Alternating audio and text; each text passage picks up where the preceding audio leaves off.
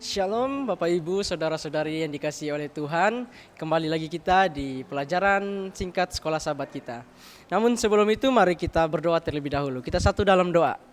Kita berdoa, Bapa kami di surga, terima kasih ya Bapa untuk penyertaan-Mu. Kami sekarang mau belajar tentang firman Tuhan dari pelajaran sekolah sahabat kami. Kiranya Engkau mengurapi kami dengan Roh Kudus-Mu, sehingga kami boleh mengerti apa maksud dari pembelajaran sekolah sahabat kami. Berkati hamba-Mu juga, dalam nama Tuhan Yesus kami sudah berdoa. Amin.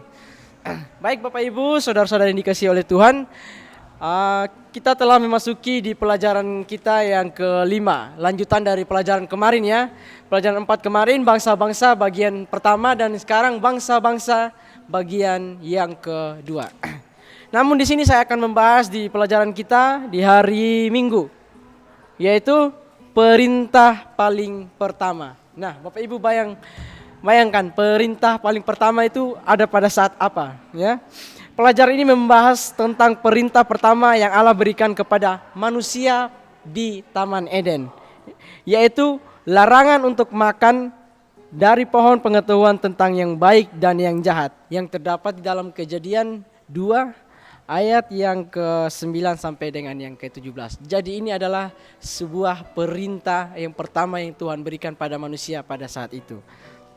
Taman Eden berfungsi sebagai ruang kelas pertama bagi umat manusia, di mana mereka berinteraksi langsung dengan ciptaan dan Sang Pencipta untuk belajar tentang hidup dan ketaatan. Jadi Bapak Ibu bayangkan, jadi pada saat itu Taman Eden adalah bagaimana menjadi ruang belajar pertama ya bagi umat manusia, dan mereka pada saat itu bisa langsung bertemu dengan Sang Penciptanya ya.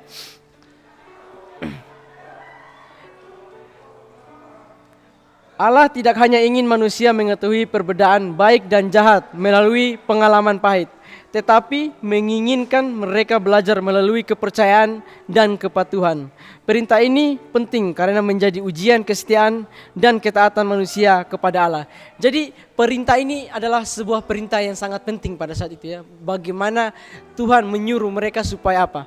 Ada kesetiaan, Tuhan mau melihat kesetiaan di dalam diri mereka. Tidak menaati perintah itu berarti memilih untuk mengandalkan penilaian sendiri daripada bergantung kepada Allah. Hal ini menunjukkan betapa seriusnya akibat dari ketidaktaatan, karena akhirnya membawa dosa dan penderitaan ke dalam dunia.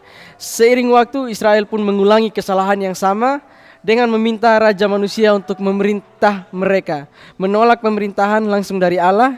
Akibatnya, pemerintahan manusia lebih banyak membawa kegagalan daripada keberhasilan.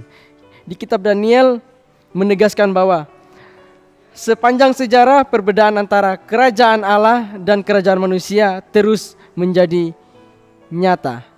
Jadi Bapak Ibu, saudara-saudari yang dikasihi oleh Tuhan, kalau kita melihat bagaimana perintah yang Tuhan berikan kepada manusia pada saat itu, ya, Tuhan mau melihat bagaimana kesetiaan dari manusia pada saat itu. Ketika Tuhan memberikan supaya mereka jangan memakan buah ini, apakah mereka mau menuruti atau malah mereka melanggarkan ya. Dan pada akhirnya apa yang terjadi? Mereka melanggarkan, sehingga apa? Sehingga membuat mereka jatuh dalam dosa. Nah, begitu juga dengan apa yang bangsa Israel lakukan. Mereka mengulangi ya kesalahan yang sama dengan apa? Mereka meminta raja manusia untuk memerintah mereka, menolak pemerintahan langsung dari Allah. Ya, jadi apa? Akibatnya sangat fatal pada saat itu ya. Sama seperti Adam dan Hawa pada saat itu, ketika mereka menolak perintah dari Tuhan, ya. Apa akibatnya? Yaitu dosa. Akibatnya sebenarnya adalah maut. Tetapi apa? Karena kasih dari Tuhan begitu besar sehingga apa? Sehingga manusia yang awalnya itu mereka harus menerima akibatnya, mereka harus mati, tetapi apa? Tuhan yang menggantikan mereka ya. Jadi apa aplikasi dari pembelajaran kita pada hari ini? Yaitu kita harus belajar mempercayai perintah dan batasan yang Allah tetapkan, karena itu dimaksudkan untuk kebaikan kita, bukan untuk membatasi kebebasan.